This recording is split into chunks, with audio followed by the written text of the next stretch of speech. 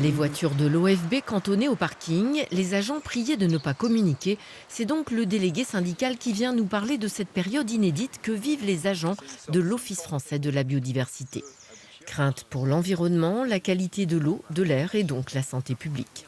Là, actuellement, comme on a interdiction d'intervenir auprès des agriculteurs, pour l'instant, dans le Finistère et dans beaucoup d'autres départements, certains seront sans doute tentés d'en profiter pour commettre des infractions à l'environnement que nous ne serons pas en mesure de constater.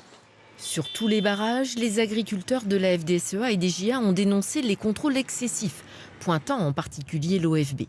Les agents visés tiennent à expliquer qu'ils ne font pas de contrôle, ça c'est la mission de l'administration. Eux, ils n'interviennent que sur saisine si une infraction est signalée. On va aller vérifier si réellement il y a eu une dégradation de l'environnement, du cours d'eau, d'un habitat naturel. Mais on ne débarque pas chez un agriculteur comme ça sans avoir une bonne raison de le faire. Une exploitation agricole, en réalité, va être contrôlée, entre guillemets, une fois tous les 136 ans par l'OFB. Donc on ne peut pas dire que ce soit une pression de contrôle démesurée. Un rôle de police de l'environnement que Gabriel Attal a annoncé placé sous la tutelle des préfets.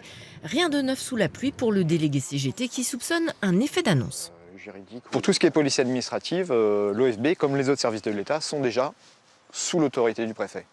Et par contre, pour la partie judiciaire, on est sous l'autorité du procureur de la République. Et ça ne peut pas changer parce qu'il y a en France une séparation du pouvoir politique et du pouvoir juridique.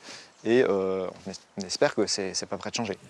Les bâtiments de l'OFB en Bretagne n'ont pas été pris pour cible par les agriculteurs, contrairement à ceux d'autres régions. Rappelons que le siège de Brest a brûlé l'an dernier suite à une manifestation des pêcheurs.